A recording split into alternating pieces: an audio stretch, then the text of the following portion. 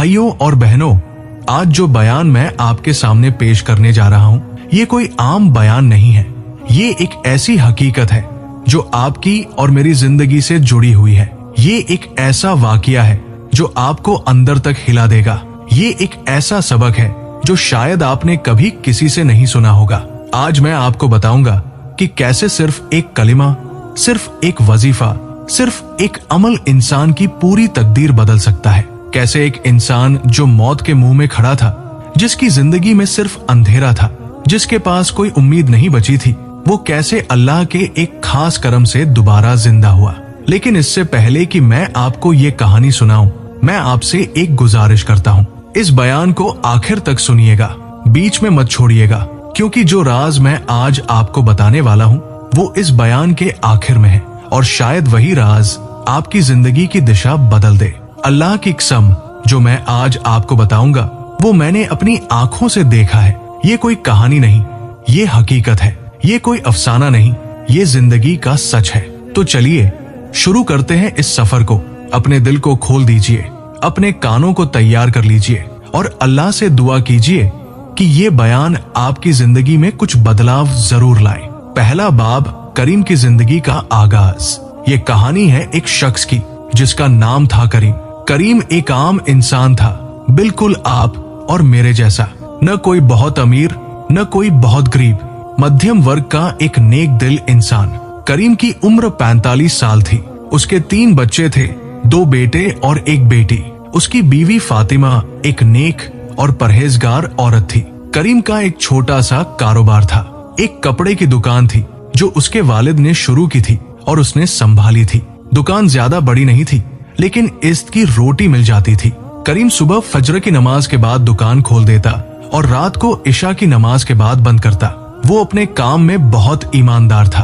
कभी किसी को धोखा नहीं दिया, कभी किसी से झूठ नहीं बोला। गरीब आदमी आता तो उसे उधार माल दे देता, अमीर आदमी आता तो सही दाम लेता, एक पैसा ज्यादा नहीं। लोग कहते थे करीम से ईमानदार आदमी इस पूरे बाजार में नहीं है। करीम की माँ आमिना बी भी उसी के साथ रहती थी। पिता का साया बचपन में ही उठ गया था तो माँ ने ही उसे पाला था। माँ की उम्र अब 70 साल की हो चुकी थी। करीम अपनी माँ से बहुत मोहब्बत करता था। सुबह उठकर सबसे पहले माँ के पैर छूता, रात को सोने से पहले माँ को खाना खिलाता। जिंदगी सामान्य थी लेकिन खुशहाल थी। घर में सुकून था, बच्चे पढ़ाई में अच्छे थे, बीवी घर संभालती थी, माँ दुआएं देती थी। करीम को लगता था कि अल्लाह ने उसे बहुत कुछ दिया है, लेकिन वो नहीं जानता था कि जिंदगी उसके लिए क्या लिख कर रखा है। वो नहीं जानता था कि आने वाले दिन उसकी परीक्षा के दिन होंगे, ऐसे दिन जो उसे तोड़ कर रख देंगे, ऐसे दिन जो उसकी जिंदगी का नक्शा ही बदल देंगे। दूसरा बाब, तूफान का पहला झटका। सब कुछ बदलना शुरू हुआ एक मंगलवार की सुबह से। करीम जब अपनी दुकान खोलने पहुंचा तो देखा कि दुकान का ताला टूटा हुआ है। अंदर जाकर देखा तो उसके होश उड़ गए। पूरी दुकान लुट चुकी थी। जितना भी माल था सब साफ, अलमारियां खाली, ड्रॉर खुले हुए। जो थोड़े बहुत पैसे कैश में रखे थे वो भी गायब। करीम वही जमीन पर बैठ गया। उसे यकीन नहीं हो रहा था। ये सब कुछ 30 साल की मेहनत थी। ये उसके बाप की अमानत थी। ये उसके बच्चों का भविष्य था। और एक रात में सब खत्मा। पुलिस में रिपोर्ट लिखाई। पुलिस वाले आए, देखा, नोट किया और चले गए। कहा देखते हैं, कुछ हो सके तो करेंगे। लेकिन करीम जानता था कि कुछ नहीं होगा। ये शहर है, यहाँ हर रोज ऐसे दर्जनों केस होते हैं। घर आया तो बीवी ने पूछा क्या हुआ। करीम ने सब बता दिया। फातिमा की आंखों में आंसू आ गए, लेकिन उसने हिम्मत नहीं हारी। बोली कोई बात नहीं, अल्लाह पर भरोसा रखो, दोबारा शुरू करेंगे। लेकिन दोबारा शुरू करने के लिए पैसे कहाँ से आए। करीम के पास जो थोड़ी बहुत बचत थी वो बच्चों की पढ़ाई में और घर के खर्च में निकल जाती थी। कोई बड़ी रकम नहीं थी। करीम ने अपने कुछ दोस्तों से बात की, कुछ रिश्तेदारों से मदद मांगी। किसी ने 2000 दिए, किसी ने 5000। लेकिन दुकान फिर से शुरू करने के लिए कम से कम 2 लाख रुपए चाहिए थे। आखिर में करीम को कर्ज लेना पड़ा। एक साहूकार से 1.5 लाख रुपए कर्ज लिए। ब्याज था 5% महीना, भारी ब्याज, लेकिन कोई चारा नहीं था। करीम ने सोचा कुछ महीने मेहनत करूंगा तो कर्ज उतर जाएगा। उसने फिर से दुकान शुरू की, नया माल मंगवाया, फिर से मेहनत करने लगा। पहले से ज्यादा मेहनत, सुबह 4 बजे उठता, 5 बजे दुकान खोल देता, रात 11 बजे बंद करता। बस यही सोचता था कि जल्दी से जल्दी कर्ज उतारना है। तीसरा बाब, मुसीबतों का पहाड़। 3 महीने गुजरे, दुकान चल तो रही थी लेकिन उतनी अच्छी नहीं जितनी पहले चलती थी। शायद बाजार में मंदी थी, शायद करीम की किस्मत बदल गई थी। जो कमाई होती उसमें से आधा ब्याज में चला जाता, आधा घर के खर्च में। कर्ज उतरने की जगह बढ़ता जा रहा था। साहूकार हर हफ्ते आता और ब्याज मांगता। करीम देता रहता लेकिन मूल रकम में कोई कमी नहीं आती। फिर एक दिन करीम की माँ की तबीयत बिगड़ गई। सुबह उठी तो चक्कर आया और गिर गई। फौरन अस्पताल ले गए। डॉक्टर ने चेकअप किया और कहा इनको दिल की बीमारी है, फौरन इलाज शुरू करना होगा, ऑपरेशन की जरूरत पड़ सकती है। करीम के पैरों तले जमीन खिसक गई। माँ, उसकी दुनिया, उसकी जिंदगी, और अब माँ बीमार। डॉक्टर ने कहा अभी तो दवाइयाँ शुरू करते हैं, लेकिन अगर काम नहीं किया तो ऑपरेशन करना पड़ेगा और ऑपरेशन का खर्च 3 से 4 लाख रुपए होगा। 3 से 4 लाख। करीम के पास तो 3,000 भी नहीं थे। पहले का कर्ज चुकाना मुश्किल हो रहा था, अब और कर्ज कहाँ से लेगा? लेकिन माँ के लिए कुछ भी करना पड़ेगा। करीम ने दवाइयाँ शुरू करवाई। हर महीने दवाइयों पर 15,000 रुपए खर्च हो रहे थे। ये पैसे भी कर्ज से ही आ रहे थे। अब करीम के ऊपर 2 कर्ज थे, एक दुकान का, एक माँ की दवाई का, और ब्याज हर महीने बढ़ता जा रहा था। घर की हालत बिगड़ने लगी। बच्चों की फीस रुक गई, स्कूल से नोटिस आने लगे, बीवी के गहने गिरवी रखने पड़े, घर का राशन कम हो गया, कभी कभी तो रात का खाना भी नसीब नहीं होता था। करीम की हालत देखकर लोग उससे दूर होने लगे। जो दोस्त पहले साथ बैठते थे वो अब मुंह फेर लेते थे। जो रिश्तेदार पहले घर आते थे वो अब रास्ता बदल लेते थे। लोग कहते करीम से दूर रहो, पैसे मांगेगा तो क्या करोगे? ये करीम के लिए सबसे बड़ी तकलीफ थी। माल की कमी से ज्यादा तकलीफ थी इज्जत की कमी। जिस करीम को पूरा बाजार जानता था, आज उसी से सब कतराते थे। चौथा बाब, टूटता हुआ इंसान। महीने गुजरते गए।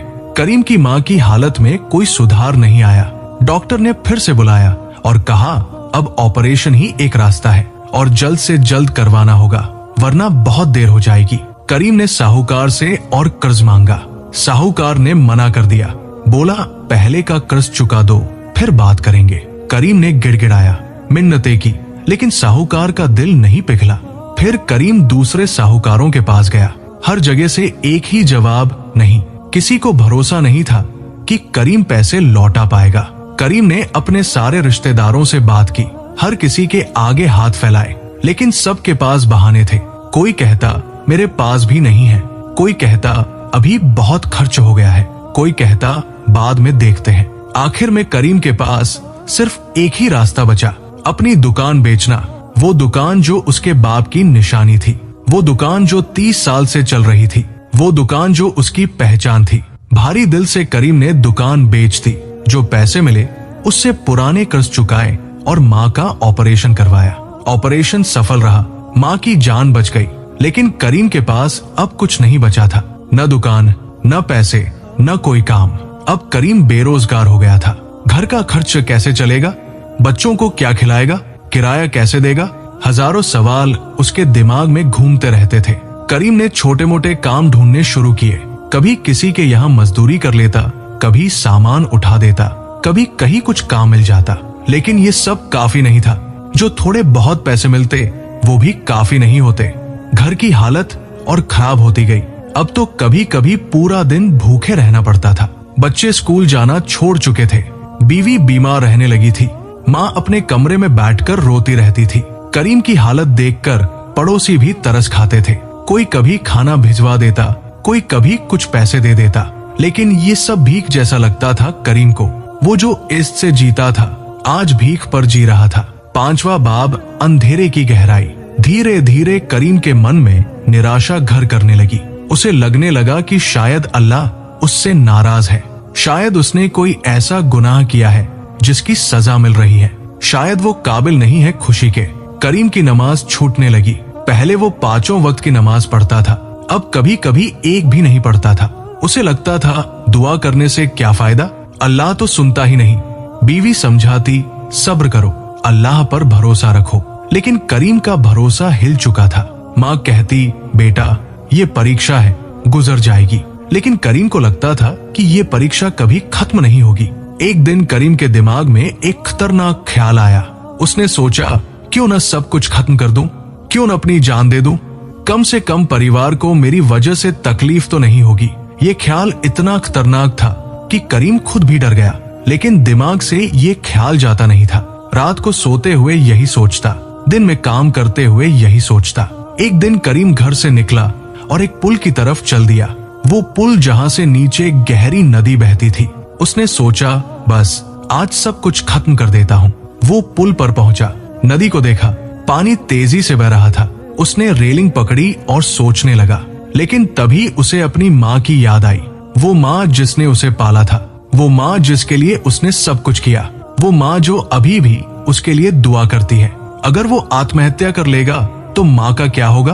फिर उसे अपनी बीवी की याद आई, वो बीवी जो इतनी मुश्किलों में भी उसका साथ दे रही है, वो बीवी जो भूखी रहकर भी शिकायत नहीं करती। अगर वो मर गया तो बीवी का क्या होगा? फिर उसे अपने बच्चों की याद आई, वो बच्चे जो अभी छोटे हैं, जिन्हें अभी बाप की जरूरत है। अगर वो नहीं रहा तो बच्चों का क्या होगा? करीम की आंखों में आंसू आ गए। वो वही पुल पर बैठ गया और जोर जोर से रोने लगा। उसका दिल फट रहा था। वो चिल्लाकर बोला, या अल्लाह, मुझसे क्या गलती हो गई? मुझे इतनी सजा क्यों मिल रही है? छठा बाब, रहमत का पहला इशारा। करीम उस पुल पर न जाने कितनी देर रोता रहा। उसकी आंखों से आंसुओं की धारा बह रही थी। उसका दिल बोझल हो रहा था। उसे लग रहा था जैसे पूरी दुनिया उसके खिलाफ हो गई है। तभी वहां एक बुजुर्ग गुजरे, सफेद दाढ़ी, सफेद कुर्ताब जामा और चेहरे पर एक अजीब सा नूर। उन्होंने करीम को रोते देखा तो रुक गए, पास आकर बैठ गए। कुछ देर चुपचाप बैठे रहे, फिर धीरे से बोले, बेटा क्या हुआ? करीम ने उनकी तरफ देखा।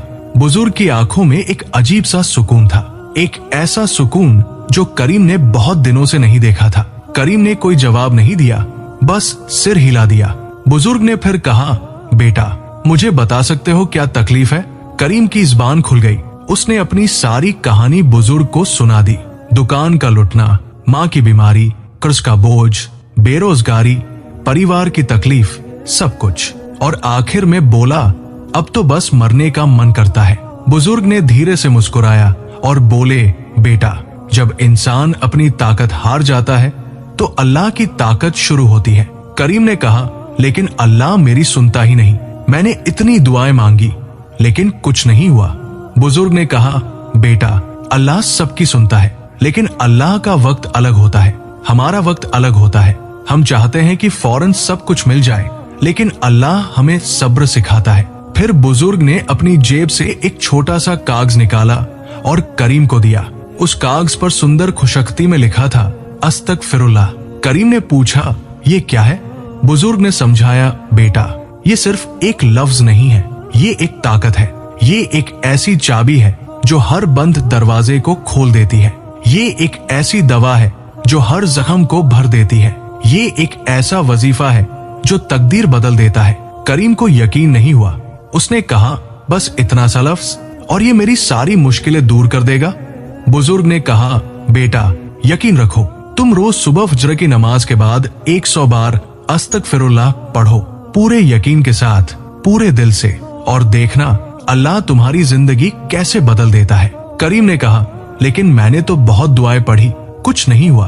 बुजुर्ग ने समझाया, बेटा दुआ और तौबा में फर्क है। दुआ में हम अल्लाह से मांगते हैं, लेकिन तौबा में हम अपने गुनाहों को मानते हैं, अल्लाह से माफी मांगते हैं और अल्लाह के करीब आते हैं। अस्तगफिरुल्लाह का मतलब है मैं अल्लाह से अपने गुनाहों की माफी मांगता हूँ। जब तुम ये कहते हो तो तुम अल्लाह के सामने झुकते हो, तुम अपनी कमजोरी मानते हो, तुम अल्लाह की रहमत के दरवाजे खटखटाते हो। फिर बुजुर्ग ने आगे कहा, बेटा कुरान में अल्लाह ने कहा है कि तुम अपने रब से माफी मांगो, फिर उसकी तरफ रुजू करो।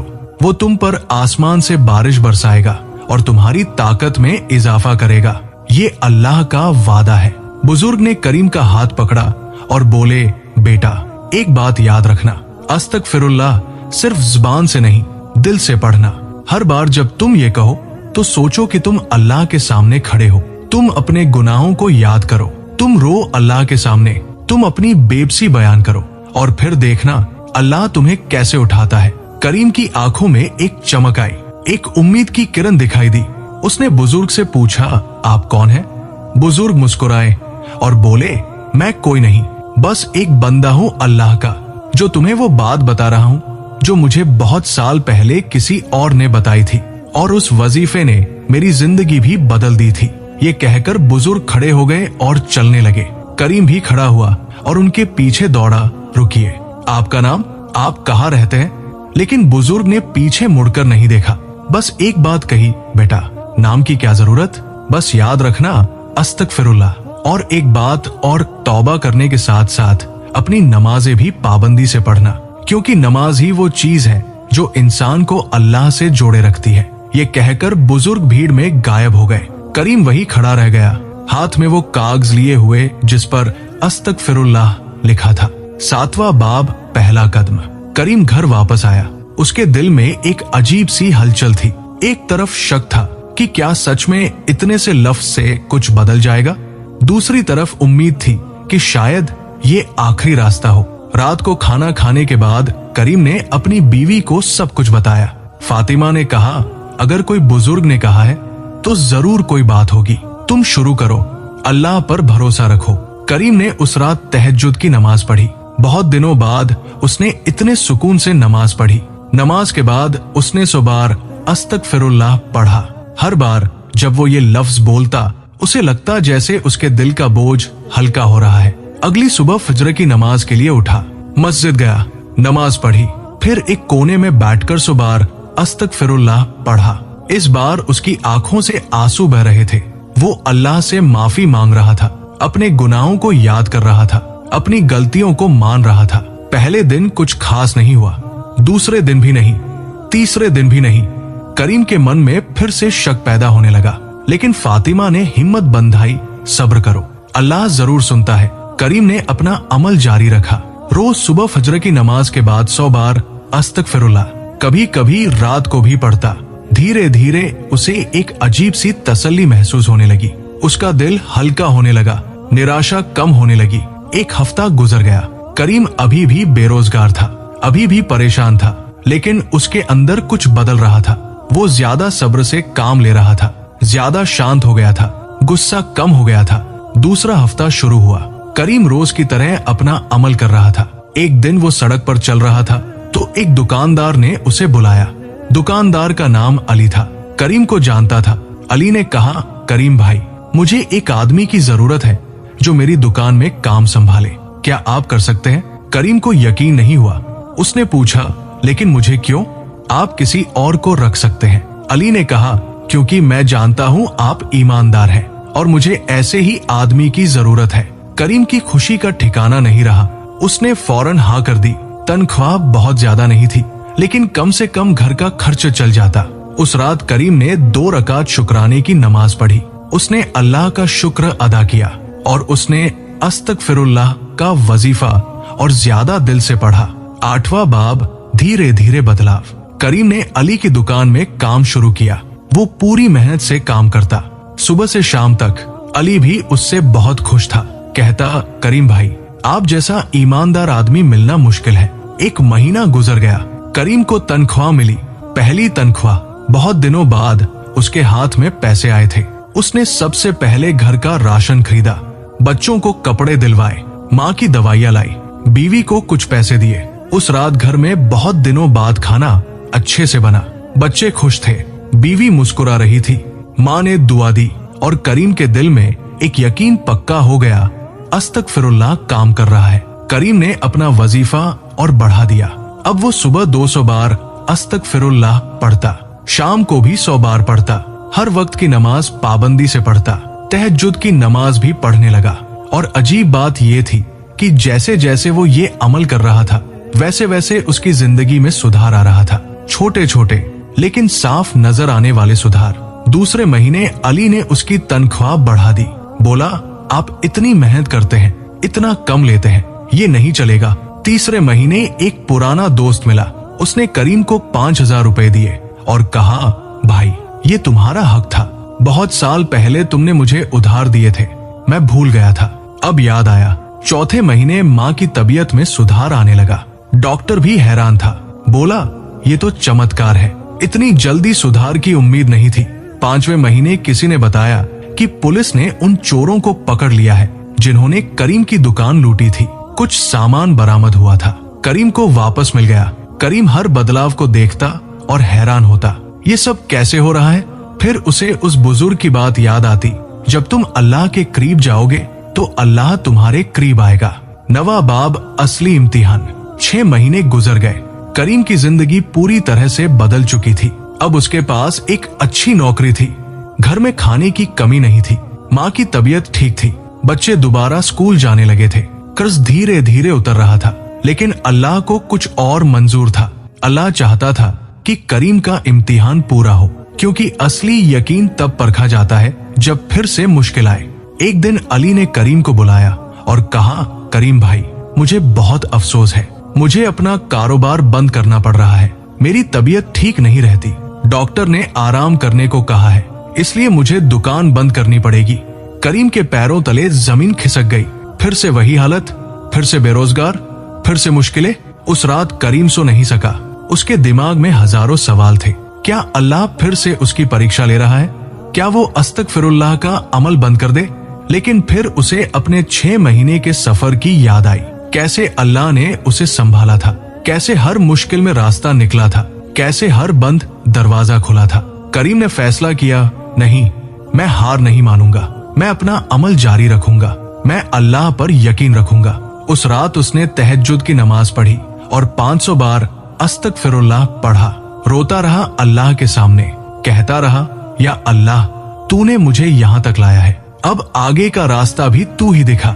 अगली सुबह जब करीम मस्जिद से निकला तो एक आदमी उसके पास आया। उसका नाम रहीम था। रहीम ने कहा, आप करीम है ना? मैंने आपके बारे में सुना है, लोग कहते हैं आप बहुत ईमानदार हैं। करीम ने कहा, जी मैं करीम हूँ। रहीम ने कहा, मैं एक कारोबारी हूँ, मुझे एक पार्टनर की जरूरत है जो ईमानदार हो, मेहनती हो। क्या आप मेरे साथ काम करना पसंद करेंगे? करीम हैरान रह गया। उसने पूछा, लेकिन आप मुझे जानते भी नहीं। रहीम ने कहा, मैं आपके बारे में काफी सुन चुका हूँ और मैं लोगों की आंखों में देखकर पहचान लेता हूँ कि कौन सच्चा है। आपकी आंखों में सच्चाई है। करीम ने रहीम के प्रस्ताव को सुना। ये सिर्फ नौकरी नहीं थी, ये पार्टनरशिप थी। रहीम का एक कपड़े का कारोबार था और वो उसे बढ़ाना चाहता था। उसे किसी ऐसे आदमी की जरूरत थी जो पूरी ईमानदारी से काम संभाले। करीम ने रहीम से एक दिन का वक्त मांगा। उस रात उसने इस्तिखारा की नमाज पढ़ी, अल्लाह से दुआ की कि अगर ये फैसला सही है तो रास्ता आसान कर दे। अगली सुबह करीम ने हाँ कर दी और यहीं से करीम की जिंदगी में एक नया अध्याय शुरू हुआ। 10वां बाब, किस्मत का पलटना। रहीम के साथ काम शुरू करने के बाद करीम की जिंदगी तेजी से बदलने लगी।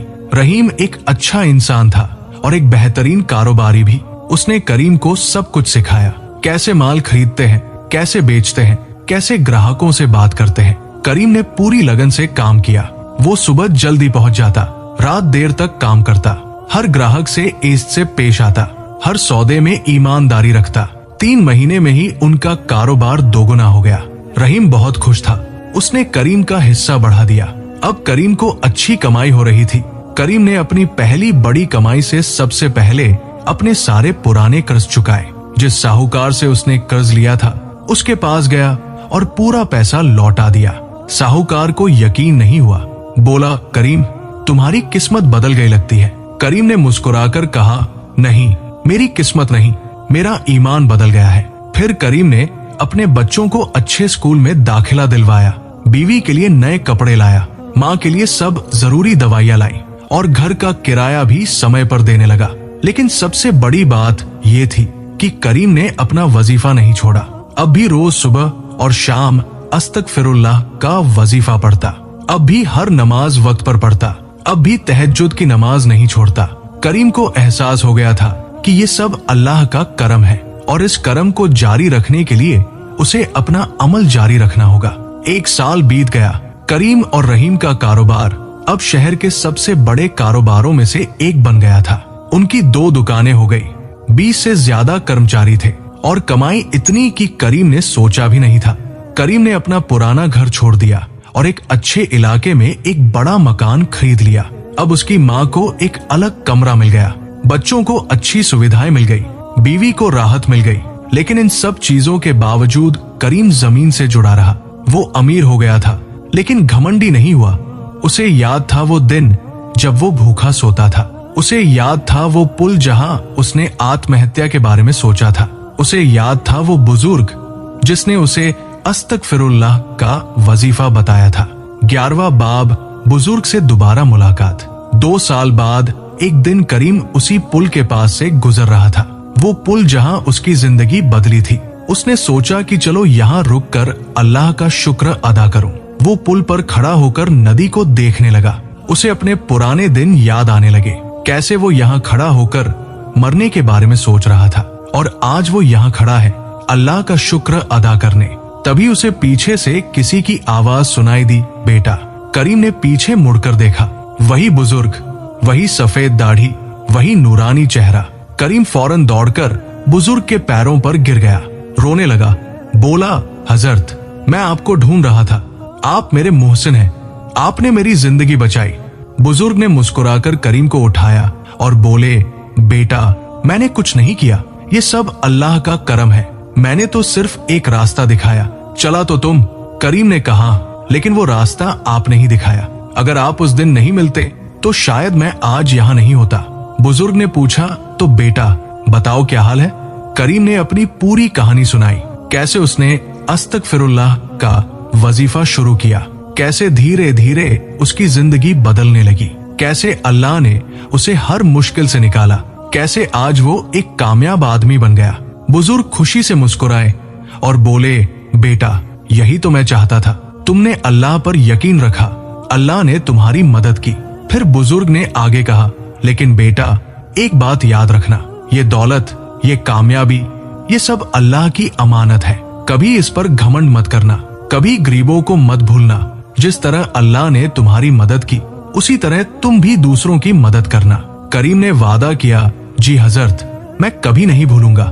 बुजुर्ग ने कहा, और एक बात, अस्तगफिरुल्लाह का वजीफा कभी मत छोड़ना, चाहे तुम कितने भी अमीर हो जाओ, चाहे कितनी भी कामयाबी मिल जाए, क्योंकि यही वो चीज है जो तुम्हें अल्लाह से जोड़े रखती है। करीम ने कहा, जी हजरत, मैं कभी नहीं छोड़ूंगा, ये मेरी जिंदगी का हिस्सा बन गया है।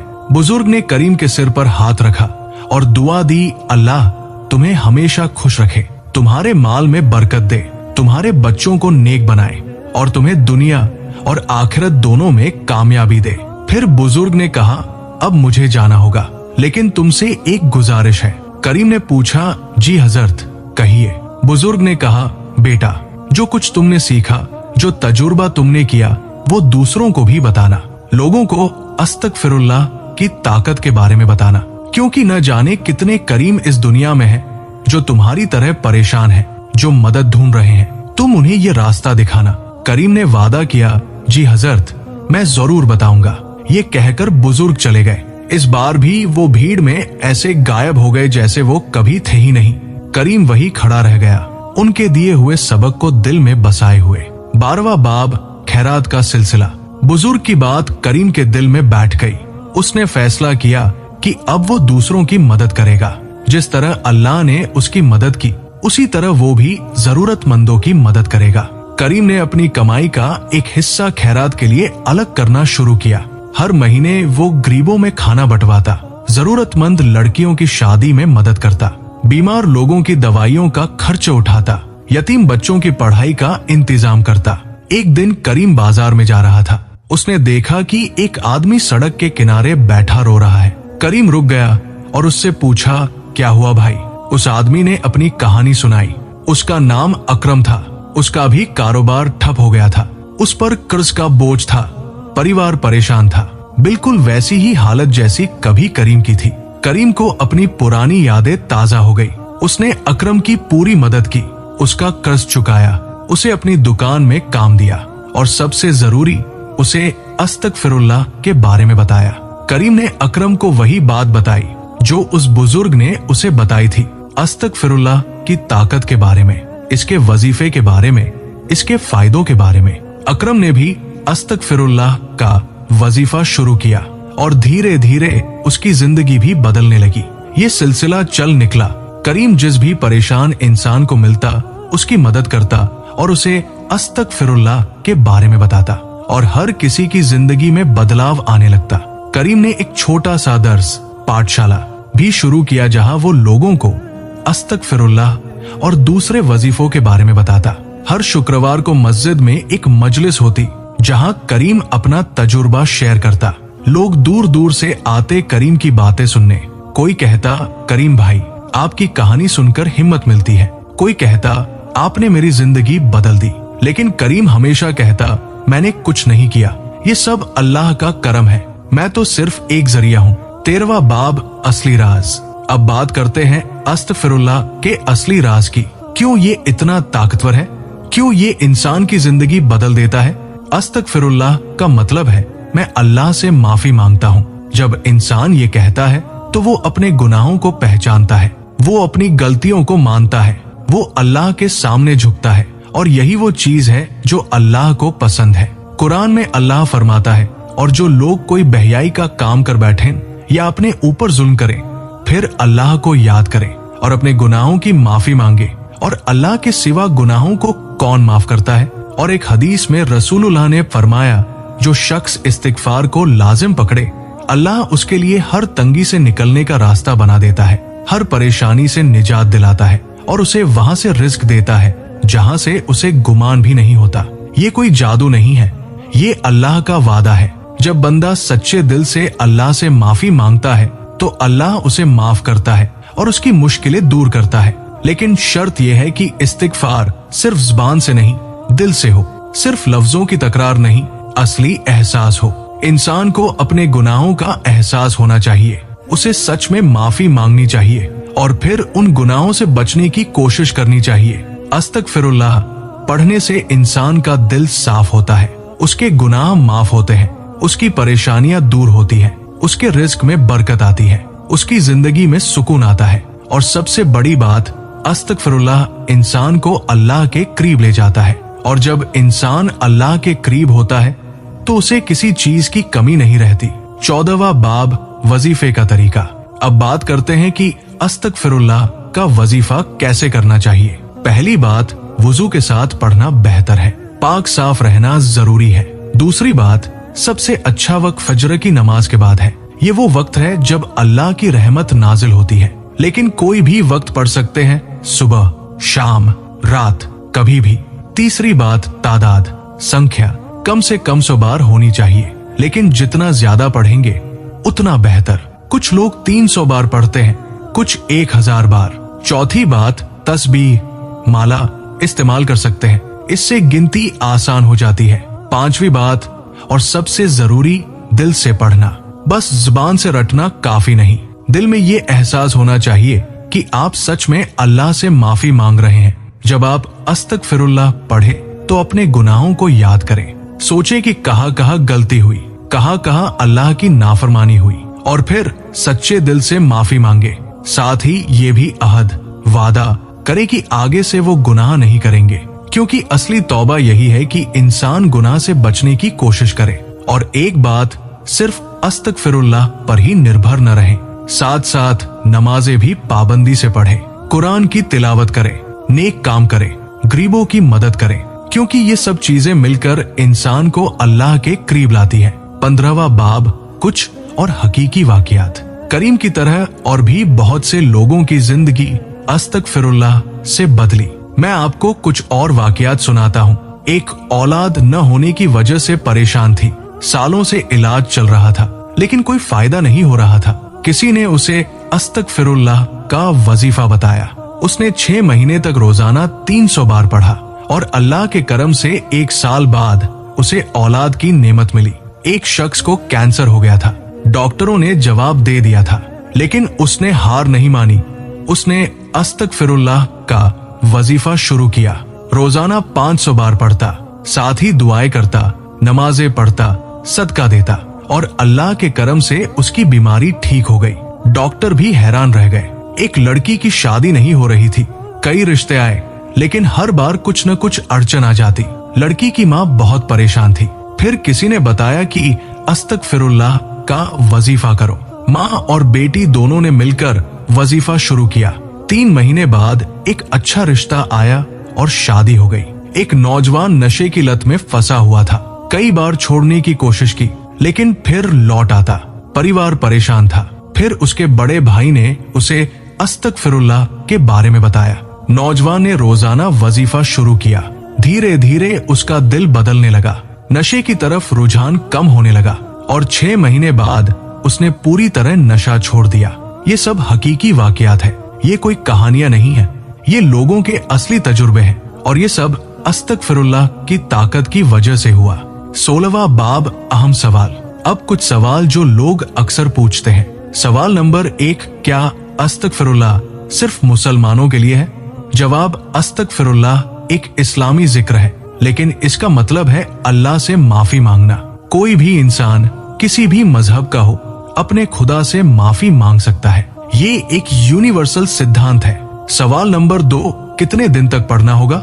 जवाब, ये कोई सीमित अमल नहीं है, ये जिंदगी भर का अमल है। जब तक फायदा न दिखे तब तक तो पढ़ना ही है और फायदा मिलने के बाद भी नहीं छोड़ना चाहिए, क्योंकि ये अल्लाह से जुड़े रहने का जरिया है। सवाल नंबर 3, क्या सिर्फ अस्तगफिरुल्लाह पढ़ने से सब कुछ ठीक हो जाएगा? जवाब, नहीं। अस्तगफिरुल्लाह के साथ साथ आपको अपनी मेहनत भी करनी होगी। नमाजें पढ़नी होंगी, नेक काम करने होंगे, गलत कामों से बचना होगा। अल्लाह मदद उसी की करता है जो खुद भी मेहनत करता है। सवाल नंबर 4, अगर फायदा ना हो तो? जवाब, सब्र करो। हो सकता है अल्लाह आपकी परीक्षा ले रहा हो सकता है अभी वक्त नहीं आया हो, लेकिन यकीन रखो अल्लाह जरूर सुनता है और जब वक्त आएगा तो जरूर फायदा होगा। सवाल नंबर 5, क्या ये जादू टोना है? जवाब, बिल्कुल नहीं। ये अल्लाह की इबादत है, ये तौबा है, ये अल्लाह के करीब जाने का जरिया है। जादू टोना हराम है, लेकिन जिक्र और दुआ हलाल और मुस्तहब है। 17वां बाब, करीम की मौजूदा जिंदगी। आज करीम की उम्र 50 साल की हो चुकी है। वो एक कामयाब कारोबारी है। उसका कारोबार कई शहरों में फैला हुआ है। उसके पास दौलत है, इज्जत है, खुशहाली है, लेकिन सबसे बड़ी बात, उसके पास सुकून है, दिल का सुकून। वो सुकून जो दौलत से नहीं, अल्लाह के करीब होने से मिलता है। करीम अब भी रोजाना अस्तगफिरुल्लाह का वजीफा करता है, अब भी 5 वक्त की नमाज पढ़ता है, अब भी तहज्जुद नहीं छोड़ता, अब भी गरीबों की मदद करता है। उसके बच्चे बड़े हो गए हैं और अच्छी जिंदगी जी रहे हैं। उसकी बीवी खुश है। उसकी माँ, जो अब 80 साल की हो चुकी है, सेहतमंद है और हमेशा अपने बेटे के लिए दुआ करती है। करीम कहता है, मुझे याद है वो दिन जब मेरे पास कुछ नहीं था, जब मैं आत्महत्या के बारे में सोच रहा था, और आज देखो अल्लाह ने मुझे सब कुछ दे दिया। ये सब अस्तगफिरुल्लाह की बरकत है। हर जुमे को करीम मस्जिद में बयान देता है, लोगों को अपनी कहानी सुनाता है, उन्हें अस्तगफिरुल्लाह के बारे में बताता है, और हर बार वो यही कहता है, भाइयों और बहनों, अगर मेरी जिंदगी बदल सकती है तो आपकी भी बदल सकती है, बस अल्लाह पर यकीन रखिए। करीम ने एक किताब भी लिखी है, अस्तगफिरुल्लाह, एक बदली हुई जिंदगी की कहानी। इस किताब में उसने अपना पूरा सफर लिखा है। ये किताब बहुत लोगों तक पहुंची और बहुत लोगों की जिंदगी बदली। 18वां बाब, आपके लिए पैगाम। भाइयों और बहनों, ये कहानी सिर्फ करीम की नहीं है, ये हर उस इंसान की कहानी है जो मुश्किलों में है, जो परेशान है, जो उम्मीद खो चुका है। आज मैं आपको भी यही कहना चाहता हूँ, चाहे आप कितनी भी बड़ी मुश्किल में हो, कभी उम्मीद मत छोड़िए। अल्लाह के दरवाजे हमेशा खुले हैं, बस आपको उस दरवाजे को खटखटाना है, और अस्तगफिरुल्लाह वो चाबी है जो उस दरवाजे को खोल देती है। अगर आप पर कर्ज का बोझ है, अस्तगफिरुल्लाह पढ़िए। अगर आप बीमार हैं, अस्तगफिरुल्लाह पढ़िए। अगर आपकी शादी नहीं हो रही, अस्तगफिरुल्लाह पढ़िए। अगर आपको नौकरी नहीं मिल रही, अस्तगफिरुल्लाह पढ़िए। अगर घर में कलह है, अस्तगफिरुल्लाह पढ़िए। अगर आपको सुकून नहीं मिल रहा, अस्तगफिरुल्लाह पढ़िए। हर मुश्किल का हल अस्तगफिरुल्लाह में है, क्योंकि जब आप अल्लाह से माफी मांगते हैं तो अल्लाह आपकी मुश्किलें दूर करता है। लेकिन याद रखिए, ये कोई जादू की छड़ी नहीं है कि आज पढ़ा और कल सब कुछ बदल गया। इसमें सब्र चाहिए, यकीन चाहिए, इस्तिकामत, निरंतरता चाहिए। करीम ने भी रातों रात कामयाबी नहीं पाई, उसे भी महीनों तक इंतजार करना पड़ा, लेकिन उसने हार नहीं मानी। उसने अपना अमल जारी रखा और आखिर में अल्लाह ने उसकी मदद की। आप भी कर सकते हैं, बस आज से शुरू कीजिए। आज से अस्तगफिरुल्लाह का वजीफा शुरू कीजिए और देखिए आपकी जिंदगी कैसे बदलती है। 19वां बाब, आखिरी नसीहत। इस बयान को खत्म करने से पहले मैं आपको कुछ आखिरी नसीहतें देना चाहता हूँ। पहली नसीहत, कभी अल्लाह की रहमत से निराश मत होइए। अल्लाह ने कुरान में कहा है, मेरे बंदो जिन्होंने अपनी जानों पर ज्यादती की है, अल्लाह की रहमत से निराश मत हो, बेशक अल्लाह सारे गुनाह माफ कर देता है। दूसरी नसीहत, हमेशा अपने गुनाहों का एहसास रखिए। घमंड मत कीजिए कि मैं तो बहुत नेक हूँ। हर इंसान से गलतियां होती है, जरूरत है उन गलतियों को मानने की और अल्लाह से माफी मांगने की। तीसरी नसीहत, सिर्फ जुबान से नहीं, दिल से तौबा कीजिए। जब आप अस्तगफिरुल्लाह पढ़े तो पूरे एहसास के साथ पढ़े। सोचिए कि आप अल्लाह के सामने खड़े हैं। चौथी नसीहत, तौबा के साथ साथ अमल भी सुधारिए। अगर आप झूठ बोलते हैं तो छोड़ दीजिए। अगर किसी का हक मार रहे हैं तो लौटा दीजिए। अगर नमाज नहीं पढ़ते तो शुरू कर दीजिए, क्योंकि असली तौबा वही है जिसके बाद इंसान बदल जाए। पांचवी नसीहत, दूसरों की मदद कीजिए। जब अल्लाह आपको कुछ दे तो उसमें से जरूरतमंदों को भी दीजिए। सदका कीजिए, खैरात कीजिए, क्योंकि देना ही असल में पाना है। छठी नसीहत, कभी देर हो गई है ऐसा मत सोचिए। चाहे आपकी उम्र कितनी भी हो, चाहे आपने कितने भी गुनाह किए हो, अल्लाह का दरवाजा हमेशा खुला है, बस आपको पलट कर आना है। सातवीं नसीहत, इस बयान को दूसरों तक पहुंचाइए। जिस तरह आपने ये सुना उसी तरह दूसरों को भी बताइए, क्योंकि हो सकता है आपकी बताई हुई बात से किसी की जिंदगी बदल जाए और उसका सवाब आपको भी मिलेगा। 20वां बाब, एक खास दुआ। अब मैं आपको एक खास दुआ बताता हूँ। ये दुआ आप अस्तगफिरुल्लाह के साथ पढ़ सकते हैं। या अल्लाह, मैं तुझसे अपने उन गुनाहों की माफी मांगता हूँ जो मुझे याद है और जो मुझे याद नहीं है। मैं तुझसे अपनी गलतियों की माफी मांगता हूँ। मैं तुझसे अपनी कमजोरियों की माफी मांगता हूँ। या अल्लाह, तू मेरी मुश्किलों को आसान कर दे।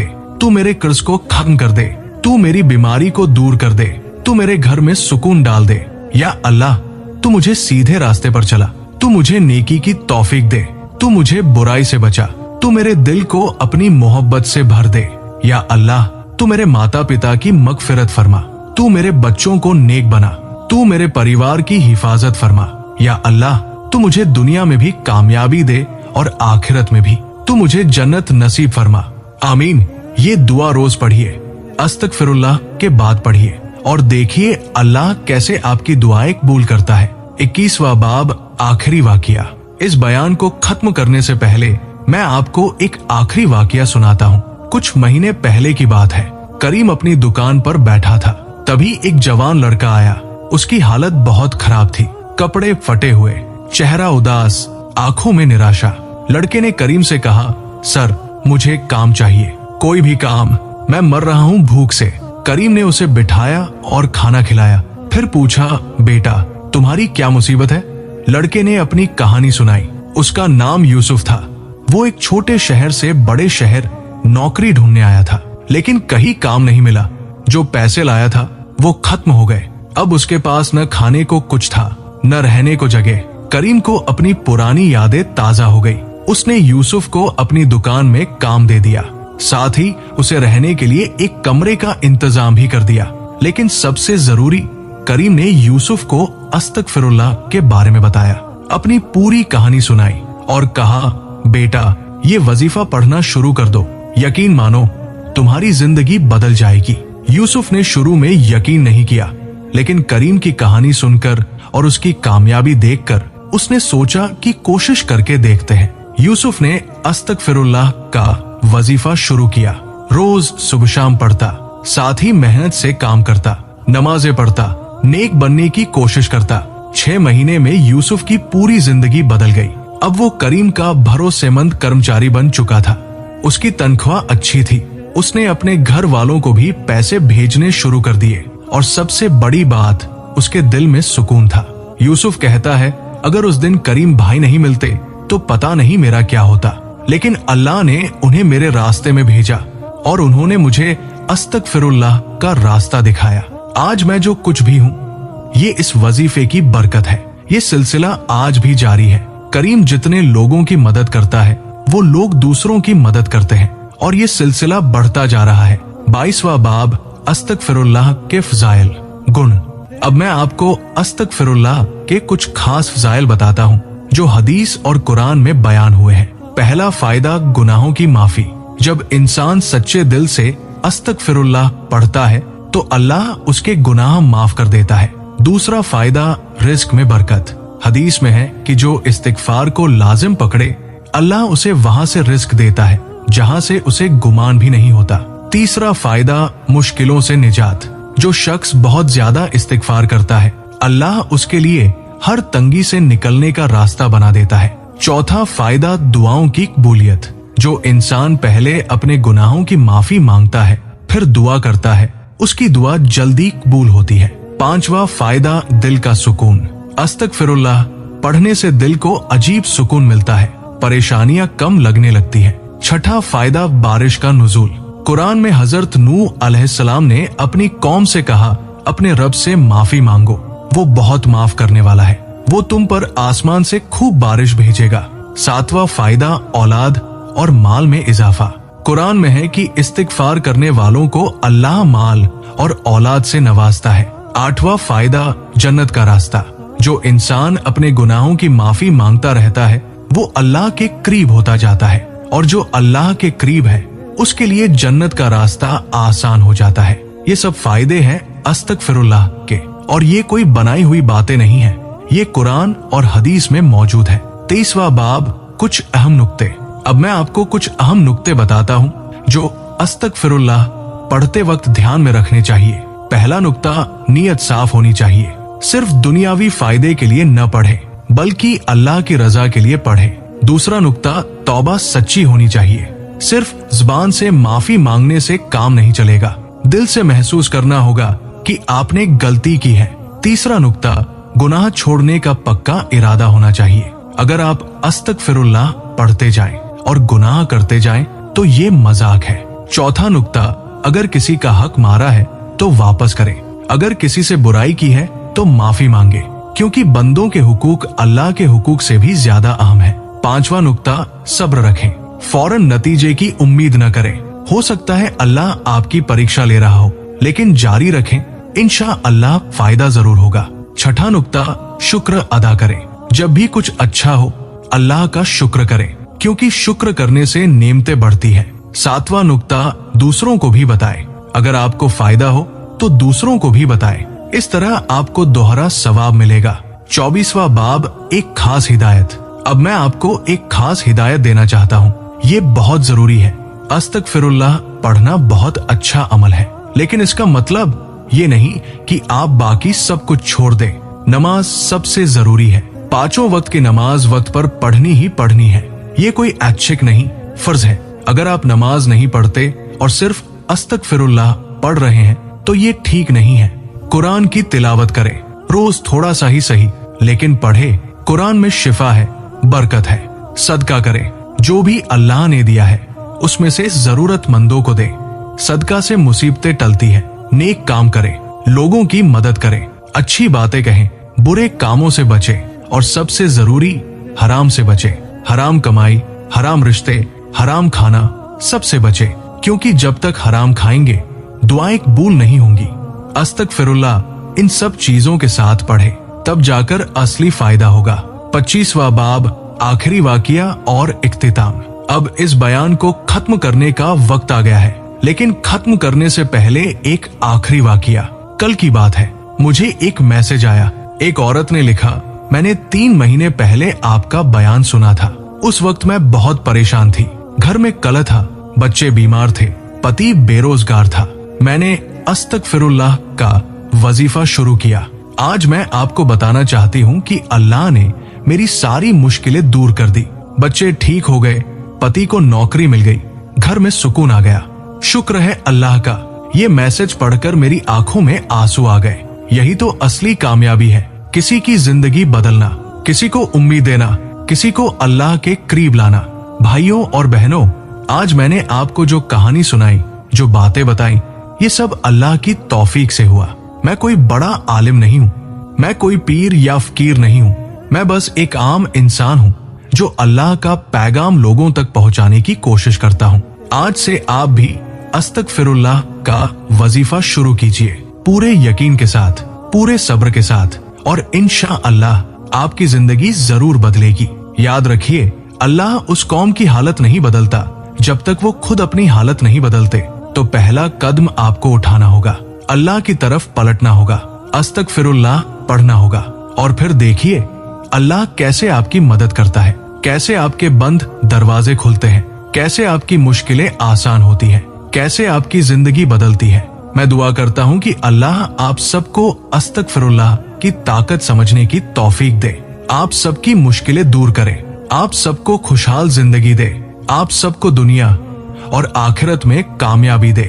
और आखिर में इस बयान को अपने दोस्तों, रिश्तेदारों, जानने वालों तक पहुंचाइए, शेयर कीजिए, क्योंकि हो सकता है आपकी शेयर की हुई बात से किसी की जिंदगी बदल जाए और उसका सवाब आपको भी मिलेगा।